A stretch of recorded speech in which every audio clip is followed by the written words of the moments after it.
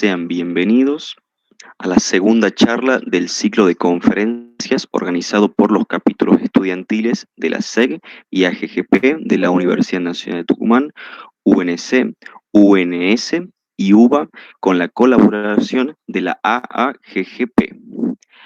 La charla del día de hoy se titula Exploración de recursos geotérmicos y está a cargo del doctor Rodolfo Christiansen. Es licenciado en Geofísica por la Universidad Nacional del Sur y doctor en Geofísica por la Universidad Nacional de San Juan. Actualmente trabaja como profesor adjunto dedicado a la investigación en el Instituto Geofísico Sismológico Volponi en la Universidad Nacional de San Juan y como investigador asistente en el Consejo Nacional de Investigaciones Científicas y Técnicas, el CONICET. Sin nada más que agregar, Rodolfo, te cedo el lugar para que nos compartas tu presentación. Bueno, ¿qué tal? Buenas tardes. ¿Se escucha bien ahí? ¿Se ve bien? Se escucha bien. Perfecto. Bueno, voy a compartir la presentación. Un segundo.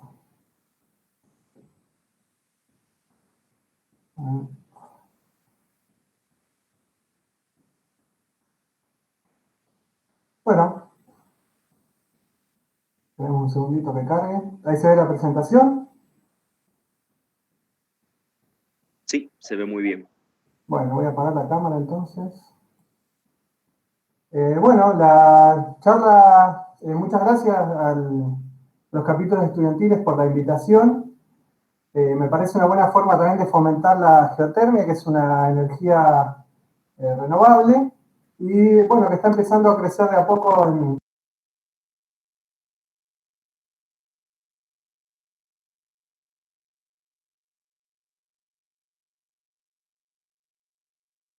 Rodolfo, tenés apagado el micrófono.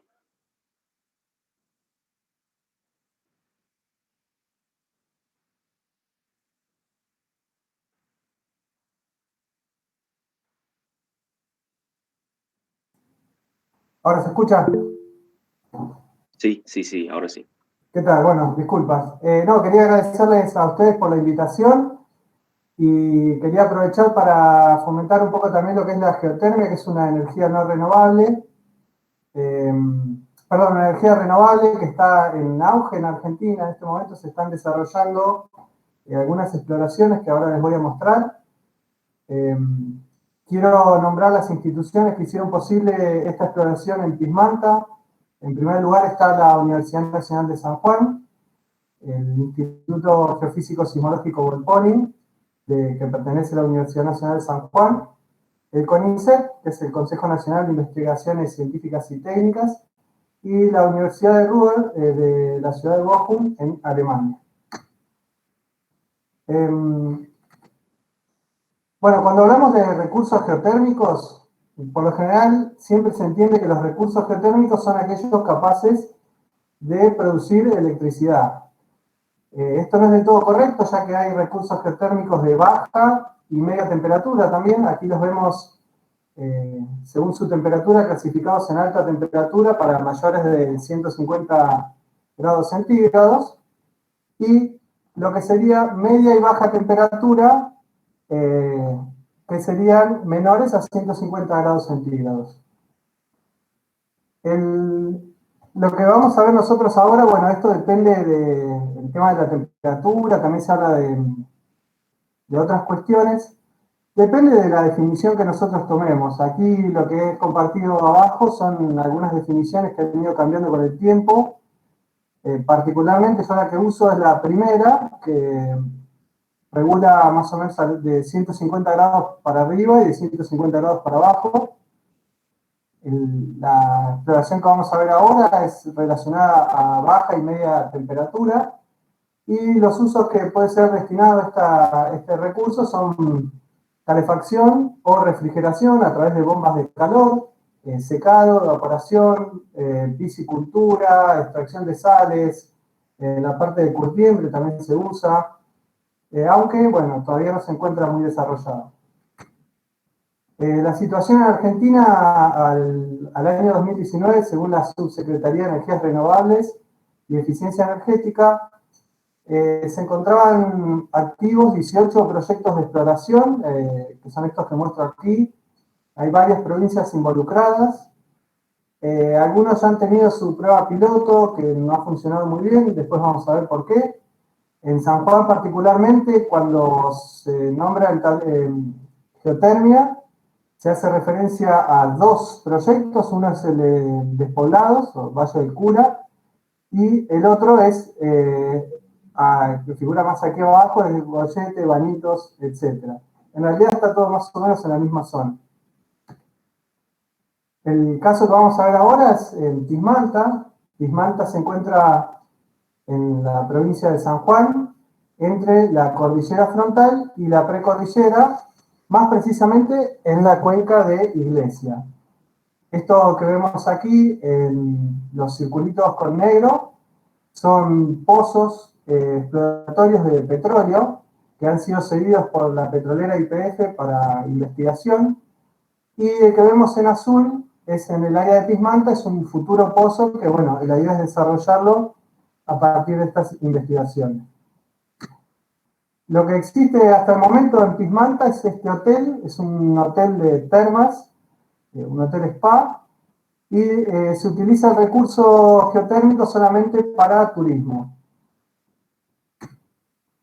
Bueno, cuando nosotros vamos a explorar, típico en Argentina, nos encontramos con bajos presupuestos para la exploración geofísica de la parte científica y sin presupuesto para perforaciones. Entonces lo que nosotros tratamos de definir una solución que fue integrar la información que tenemos de la cuenca, los datos de las empresas petroleras que han explorado, y modelar un pozo que nos atraiga inversiones y esas inversiones puedan desarrollar el área de lo que sería Iglesia, o bueno, el pueblo más cercano es Rodeo, también hay otro pueblo que se llama Las Flores, y esto podría desarrollar económicamente la zona, además del turismo, ¿no? Por ejemplo, se pueden hacer a través de bombas de calor, se pueden invertir y hacer refrigeración de frutas. Bueno, y esto estaría también muy integrado con el futuro paso de Agua Negra, que se quiere hacer un túnel, por el cual circularían también camiones con fruta, y esto sería interesante para refrigerar esa fruta en caso de que los camiones tengan que detenerse por algunos días, por lo que sea. Bueno, entonces lo que nos planteamos básicamente fue realizar un modelo integrativo. Cuando uno habla de modelo integrativo, lo que está diciendo es que se combina, se integra en un modelo la hidrogeología, la geología, los datos del pozo, la geofísica, la petrofísica. O sea, la idea es combinar todos los datos de exploración disponibles en el lugar para generar un único modelo capaz de describir este sistema geotérmico. Bueno, entonces vamos a contar un poco en qué consiste esta exploración y después vamos a mostrar un poco los resultados. En la parte de lo que refiere a hidrogeología, bueno, aquí vemos una imagen arriba, que es eso fue un curso de geotermia que se hizo con la Universidad de Bochum en Alemania. En la parte hidrogeológica, lo importante, bueno, en este caso fue los isótopos de deuterio versus oxígeno 18, que ahora voy a explicar, geotermómetros, sodio, potasio, calcio y cuarzo, ciertos análisis químicos. Después, en lo que respecta a la geología, tenemos mapeos, datos estructurales, imágenes satelitales, bueno, en fin, todo lo que se puede recabar en el campo. Después, con respecto a la geofísica, se dividió en dos áreas, se podría decir. Un área es regional, un área que abarca bastante superficie, donde se consideraron datos aeromagnéticos y sísmica de reflexión, básicamente de las empresas petroleras. Y lo que sería el área local, se desarrolló una magnetometría terrestre, se midió una gravimetría terrestre, sísmica de refracción. Aquí lo que vemos arriba es una fuente. Esta fuente lo que permite es hacer la sísmica, en este caso la sísmica de refracción, un poco más profundo, es una fuente que reemplaza lo que sería explosivos o el clásico martillo más. Y después en lo que respecta a petrofísica de muestras de mano, desarrollamos un sistemita que es el que se ve en la foto de abajo, que es para determinar densidades de rocas, de muestras de rocas, y también medimos susceptibilidades magnéticas. Bueno, aquí lo que vemos son lo que nos brindan los datos de pozo. Básicamente se usó más que nada un pozo, que es el que está marcado en la imagen, es el pozo Ancilta, que figura como AM. Si bien ese pozo está ubicado a unos 80 kilómetros de Pismanta, que es considerado bastante lejano, pero es el único pozo que tenemos en un contexto similar al de Pismanta. Este pozo se encuentra en una cuenca que es muy similar, con un basamento que es muy similar y con formaciones geológicas prácticamente idénticas a las que se encuentran en la zona de Pismanta. Entonces, a partir de este pozo podemos determinar la temperatura de fondo del pozo, el flujo de calor, porosidad de las rocas que sirven después para los modelos hidrogeológicos, velocidad onda P, densidad y gamma ray, que ahora vamos a ver cómo se usa. Bueno, entonces la pregunta sería, ¿cómo integro todos los datos? O sea, yo tengo una serie de datos, varios, y cómo los integro para llegar a un modelo más probable. Bueno, cada base de datos me va a dar modelos posibles. Por ejemplo, tenemos modelos que son soportados por las observaciones geológicas, modelos que son soportados por las observaciones hidrogeológicas, modelos soportados por las observaciones geofísicas, y tenemos modelos, los más probables son aquellos que integran estas tres bases de datos. Entonces, al integrar esto, yo voy a tener mayor certeza de que mi modelo es más correcto. Siempre tenemos que considerar que un modelo es una representación de la realidad y, bueno, podemos a veces errarle, pero bueno, combinando estas cosas es más probable que nuestro modelo sea certero. Bueno, con respecto a lo que es la hidrogeología, lo que podemos ver son datos sobre la proveniencia del agua y el calentamiento. ¿A qué me refiero? Por ejemplo, utilizando los isótopos deuterio versus oxígeno 18, se plotean las muestras en esta grilla de datos y podemos ver que caen sobre la línea meteórica global.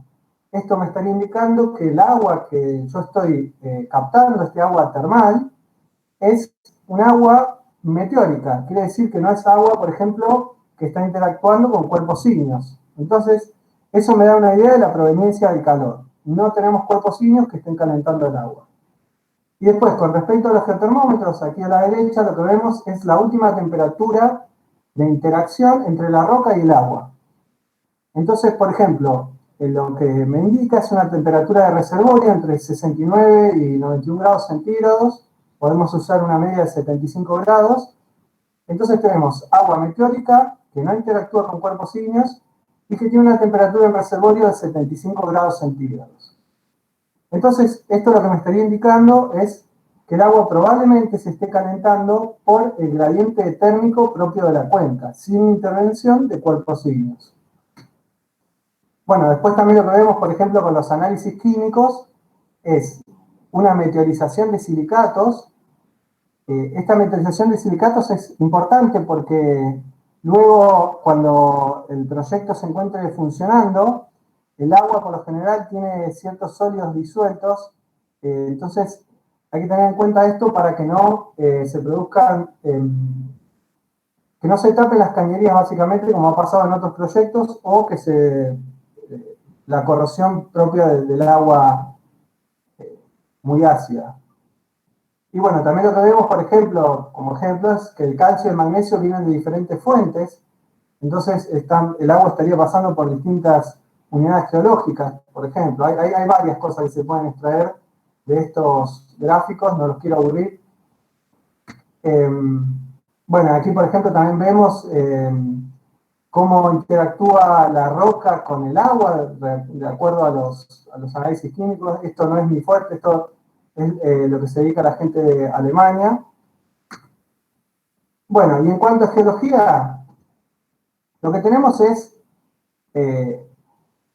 básicamente a la izquierda tenemos la cordillera frontal, eso que se ve en colores más marroncitos y rojos, y a la derecha tenemos la precordillera, y en el medio, que sería el Valle de Iglesia, tenemos una serie de formaciones, que son las que están descritas abajo: formación Tulcum, Rodeo, tenemos granitoides, y esto que vemos en negro, esas líneas rojas, negras, perdón, con números, son las líneas sísmicas que hemos utilizado. Estas hay un poco más de líneas sísmicas en un área un poco más grande, pero en lo que respecta a Pismanta son estas básicamente, y estas líneas sísmicas se han utilizado para modelar a priori, de forma, estas líneas sísmicas se encuentran en tiempo, no en profundidad. Entonces lo que se generó en un principio es un modelo de las líneas sísmicas en tiempo. Aquí lo que vemos es, por ejemplo, unos volcanes de barro que se encuentran en la zona. Estos volcanes de barro son algo bastante atípico de encontrar en este tipo de ambientes. Aquí lo que vemos en azul son agua, digamos, surgente, fría, y en rojo agua surgente caliente. Entonces, bueno, la idea es relacionar todos estos aspectos, cómo se forman estos volcanes de lodo, que tienen hasta 2, 5 metros de altura y 10 metros pueden tener de diámetro, y están compuestos básicamente por arena y lodo. Se cree que estos volcanes de barro, todavía se está analizando, se generan por la licuefacción de suelos cuando se producen terremotos. Se ha notado que el agua sale mucho más turbia después de un evento sísmico, entonces estarían bastante relacionados a la actividad sísmica. Bueno, se sabe que San Juan es una zona sísmicamente activa, con bastantes eventos por año. Con respecto a los datos aeromagnéticos, lo que nos estarían indicando básicamente es el sistema de fallas que compone el área. Estos datos son regionales, entonces lo que vamos a ver es un sistema de fallas regional, lo más grande, digamos, y aquí vemos cómo se correlaciona este sistema de fallas con los surgentes de agua. Por ejemplo, si pueden ver en el centro, donde se encuentra ese nido de fallas, es donde se encuentran los surgentes de agua caliente, y saliendo un poco de esa zona se encuentran los surgentes de agua más fría. Bueno, con respecto a la sísmica, lo que se hizo fue interpretar esta sísmica, ¿sí? Se interpretó el sistema de fallas en las sísmicas y las secuencias. Nosotros, en este caso, estamos hablando de secuencias sísmicas, porque al no tener un pozo, es muy difícil relacionar esas secuencias sísmicas con formaciones geológicas. Entonces, sabemos que hay un contraste sísmico, pero es muy difícil, sin un pozo, atribuirlo a una formación geológica. Entonces, a partir de un perfil gravimétrico regional, lo que pudimos hacer es pasar esa sísmica de tiempo, que normalmente se registra en tiempo, a profundidad, estableciendo alrededor de, bueno, un segundo de tiempo, de two-way travel, es ida y vuelta, 2.08 kilómetros de profundidad. Entonces nosotros, como tenemos las densidades que hemos medido a través de las muestras, podemos modelar gravimétricamente esa cuenca y establecer las profundidades aproximadas para luego hacer esa conversión tiempo a profundidad. Bueno, y con respecto a los datos de pozo, los pozos por lo general brindan muchos datos. Entre estos, a lo que a nosotros nos interesa más que nada es la conductividad térmica. Esta conductividad térmica, si bien no está directamente medida en el pozo, se puede calcular a través de la porosidad, la velocidad onda P y la densidad, que sería eso que en En el gráfico sería el K, es la conductividad térmica. Y también calculamos la generación radiogénica de calor. La generación radiogénica de calor es el calor que se produce por el decaimiento de los isótopos radioactivos, básicamente uranio, torio y potasio. Entonces nosotros, si tenemos mediciones de gamma ray, lo que podemos obtener es la generación radiogénica de calor a través de una formulita muy sencilla. Esta generación radiogénica de calor después también la vamos a introducir en el modelo y ahora les voy a mostrar cómo. Bueno, y otra de los datos que hemos calculado es el flujo de calor de fondo. Este flujo de calor lo que me está indicando es el calor proveniente de la corteza. Esto se puede calcular a través de los vuelos aeromagnéticos y datos magnéticos satelitales. Yo, a través de las grillas de datos magnéticos, puedo calcular la profundidad del punto de Curie. El punto de Curie es el punto donde la roca pierde su magnetización, y sabemos que aproximadamente eso se produce a los 580 grados. Entonces, si yo sé que a cierta profundidad la roca está a 580 grados, utilizando la ley de Fourier y este procesamiento de datos aeromagnéticos, lo que puedo obtener es el flujo de calor que viene desde la corteza. Y ese flujo de calor está básicamente atado o corregido por los datos de fondo de pozo, de calor de fondo de pozo, brindados por las empresas petroleras. Entonces, lo que puedo ver yo es si realmente ese cálculo a 580 grados para el punto de Curie y las profundidades que me estiman las grillas magnéticas son realmente correctos. Bueno, y aquí lo que vemos es el modelado 3D. Esto es solamente modelado. El modelado 3D en este caso, bueno, ahora van a ir pasando una serie de secuencias, las secuencias sísmicas. Lo importante de detallar en este modelo es que es un modelo completo o modelo full. Eso quiere decir que cada una de estas unidades que uno modela tienen propiedades físicas.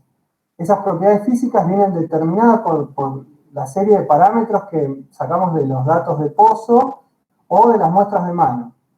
Esas propiedades físicas a mí lo que me permiten es hacer cálculos sobre este modelo. Esa es la diferencia fundamental con solamente los modelos geológicos. Un modelo geológico me representa solamente la forma, la arquitectura de esa zona. Pero en este caso, al ser modelo full, podemos además hacer cálculos sobre esas formas. Aquí lo que se puede ver es el sistema de fallas que compone la zona. Este sistema de fallas está modelado en base a los datos sísmicos. Y eso en celeste es la secuencia reservorio, que ahora después les voy a contar cómo determinamos que esa específicamente es la secuencia reservorio. Bueno, y lo que se puede ver dentro de ese sistema de fallas, que es más o menos lo mismo que mostraba el magnetismo, es que los surgentes de agua caliente básicamente se encuentran alineados con estas fallas, pero principalmente se encuentran alineados con un lineamiento que recorre desde la precordillera hasta la cordillera frontal, que es ese color celeste un poco más oscuro. Lo que estaría indicando la flecha ahí es el lugar donde se encuentra Pismanta. Entonces, bueno, esto ya nos viene dando una serie de pautas acerca de este sistema geotérmico. Sabemos que es un sistema de baja temperatura, sabemos que el agua no se calienta a más de 90 grados, sabemos que el agua interactúa con esas rocas, y además sabemos que el agua no está calentada por un cuerpo ígneo. Bueno, entonces, como les decía, que el modelo, al ser estos modelos full, uno puede introducir esos datos que recién les comentaba, que son los datos de flujo de fondo, flujo de calor de fondo, los datos petrofísicos, por ejemplo, como conductividad térmica y generación radiogénica de calor. Entonces lo que uno puede generar a partir de esto es un cálculo de temperatura. Ese cálculo de temperatura, uno usa la temperatura en superficie, que es más o menos 17 grados, la temperatura anual, y abajo, utilizando como condición de Norman, el flujo de calor de fondo de 60 miliwatt por metro cuadrado que habíamos calculado en base a la magnetometría. Este modelo tiene en cuenta que no hay fuentes de calor, por eso es tan importante los datos hidroquímicos, ya que me están diciendo que no hay fuentes ígneas de calor, que el calor se transmite por conducción y bueno, se utiliza el método de diferencias finitas para hacer este cálculo de temperatura. Aquí vemos en 3D el resultado del cálculo de temperatura y ahora vamos a ver cómo se aplica este cálculo de temperatura tan regional a nuestra zona en particular.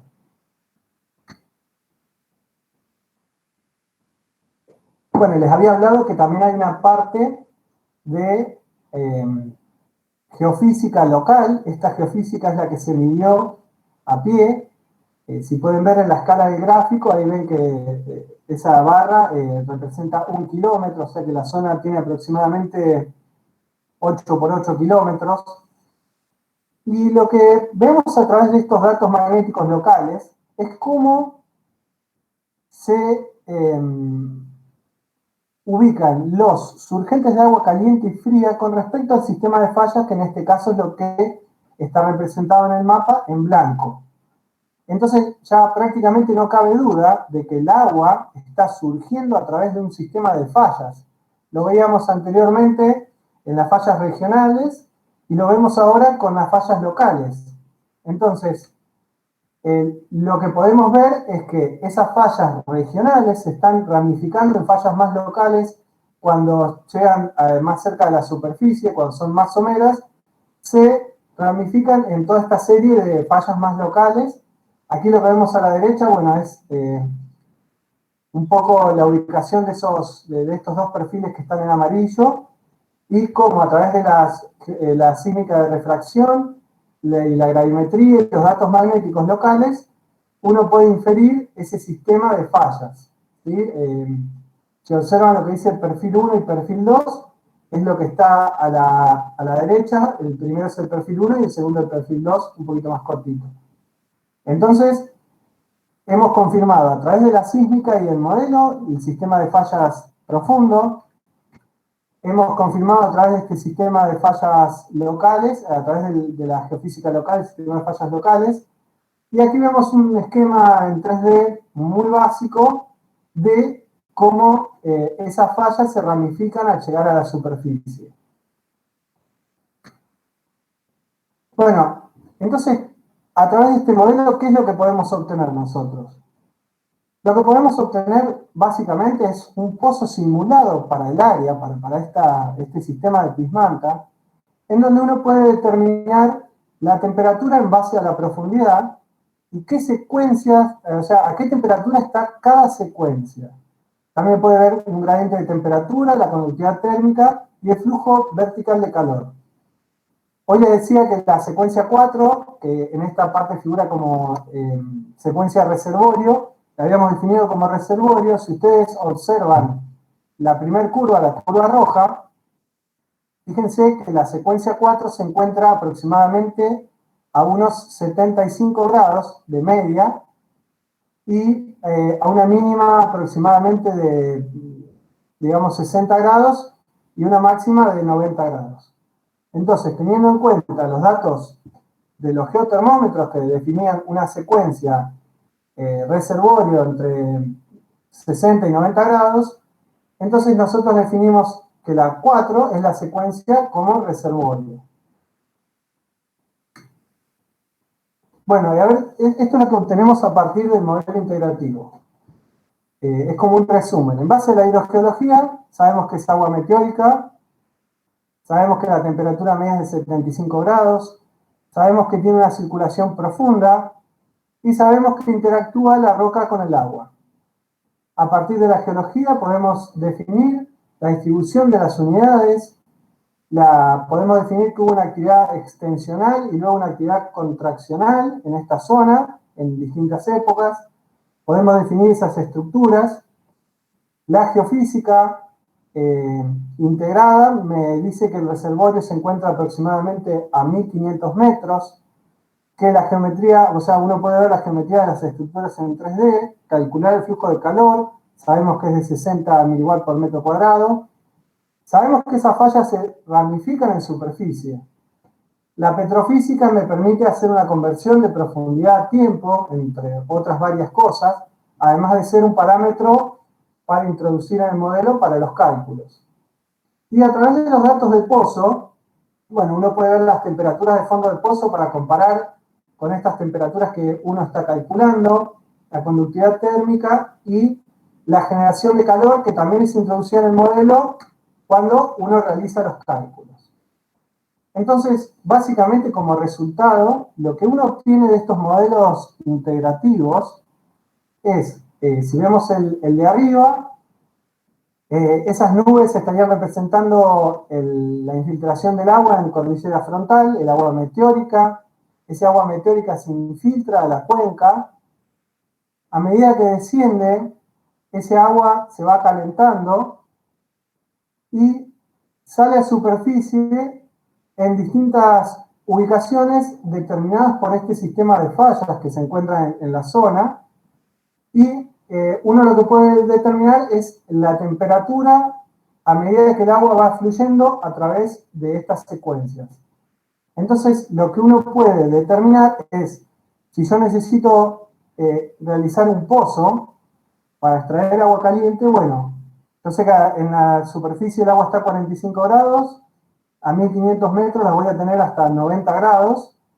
Bueno, dependerá de los cálculos de presupuesto, si conviene o no realizar un pozo y si solamente el agua a esos 45 grados es suficiente para un sistema, por ejemplo, de refrigeración o de calentamiento. Y además, lo importante de esto es saber que el recurso no es ilimitado tampoco. Uno no puede extraer la cantidad eterna de agua, o sea, toda la cantidad que uno quiera, porque el recurso se agota. Entonces, esto también, esta cantidad de recursos va a depender mucho de las precipitaciones o de las nevadas que se encuentran en cordillera frontal, porque son las que me están aportando el agua a la cuenca. Entonces, para futuros trabajos, que es lo que estamos haciendo ahora, es determinar cómo varía el caudal de agua con respecto a la entrada de agua, o sea, la recarga que tiene en cordillera frontal con respecto a las nevadas o a las lluvias que se producen en esa zona. Entonces, como próximos pasos, lo que estamos desarrollando en este momento es la obtención de datos petrofísicos para mejorar estos modelos, y para esto se requiere la construcción de un laboratorio de petrofísica en San Juan, probablemente en el Instituto Volponi, que veremos la forma de conseguir los fondos para poder construir este laboratorio de petrofísica. Bueno, esa era la presentación básicamente. En un futuro también estaremos incorporando magnetotelúrica y tomografía eléctrica para determinar, más que nada para comprobar este sistema de fallas que hemos determinado, y como experimento también para ver cómo representa la magnetotelúrica y esta tomografía eléctrica este sistema de fallas que estamos viendo a través de los modelos. Bueno, si alguien tiene preguntas, puede hacerlas. Pueden activar los micrófonos o hacer las preguntas por escrito.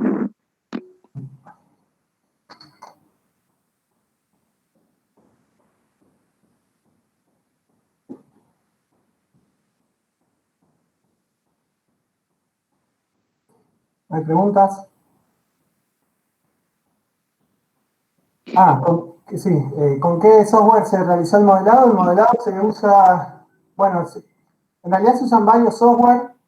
El modelado específicamente se utiliza el GeoModeler, es de la empresa Intrepid, que es una empresa australiana, pero para todo lo que es procesamiento se usa el Oasis Montage y también se usa el QGIS. Bueno, hay una serie de software que se utilizan en general, pero específicamente el modelado es el GeoModeler.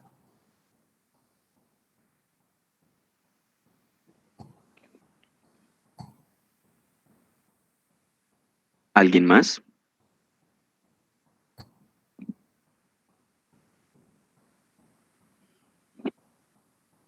Bueno, si les queda alguna duda pueden escribir también al mail.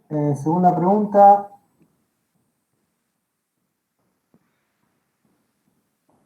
Bueno, si considero oportuno enfocarse en área de geotermia, el área de geotermia es un área que se está desarrollando, particularmente en Argentina no está muy desarrollada todavía, se está empezando a desarrollar, o sea que podría ser una buena oportunidad enfocarse en la geotermia. Hay varios grupos que se dedican a esto, hay grupos en Salta, grupos, bueno, acá en San Juan y en otras universidades. Sí lo creo oportuno. Debería ser a través de algún organismo de ciencia, porque actualmente lo que se está haciendo es más investigación que trabajo, digamos, en empresas privadas. Bueno, acá hay otra pregunta. Bueno, si esperamos una fuente de calor más profunda, está bastante descartada esa fuente, por lo que explicaba el tema de los isótopos y por el tema de los geotermómetros. La verdad que no se descarta, pero considerando la integración de datos, lo más probable es que esa agua que llega solamente a 90 grados se caliente básicamente por el gradiente geotérmico de la cuenca, que es un gradiente bastante normal, y estimamos que llega a unos 1500 metros, pero bueno, eso se va a saber más con perforaciones. Bueno, ¿qué métodos petrofísicos se piensa incorporar?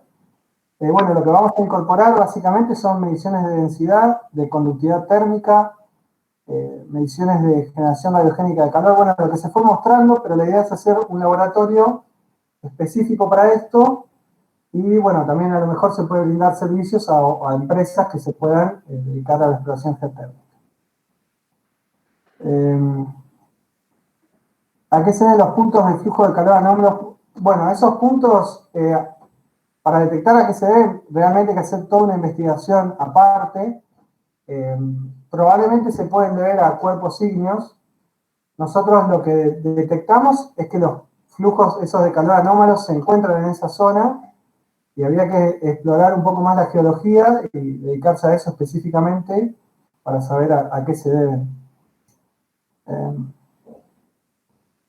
No, hasta el momento no hemos realizado muchas más investigaciones de otros puntos. Sí, estuvimos y estamos analizando el tema en La Laja y en Talacasto. En La Laja hay una becaria doctoral, Antonella Sotile, y actualmente también hay un chico haciendo su tesis de grado en La Laja.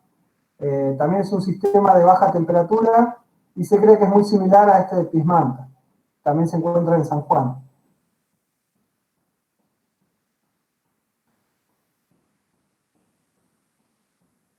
Si encuentran las anomalías térmicas en superficie, uno por lo general las puede determinar cuando no es un sistema de circulación profundo. Cuando uno tiene un recurso geotérmico de alta temperatura, por lo general esa anomalía se puede detectar en superficie, pero depende mucho de la zona y de la geología de la zona. No se puede, digamos, detectar en cualquier lugar. Siempre depende mucho de la conductividad térmica de las unidades que están más aflorantes. Perspectiva para Copahue, la verdad que no sé, no trabajo en esa zona. Sé que hay algunas investigaciones en esa zona, pero la verdad que no trabajo en esa zona, no te sabría decir.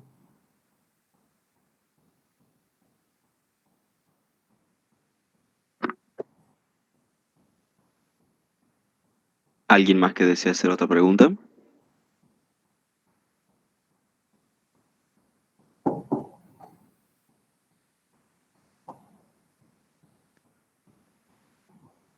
Bueno, si no hay más preguntas, quiero agradecer nuevamente la participación de todos ustedes y la predisposición de Rodolfo por brindarnos su tiempo.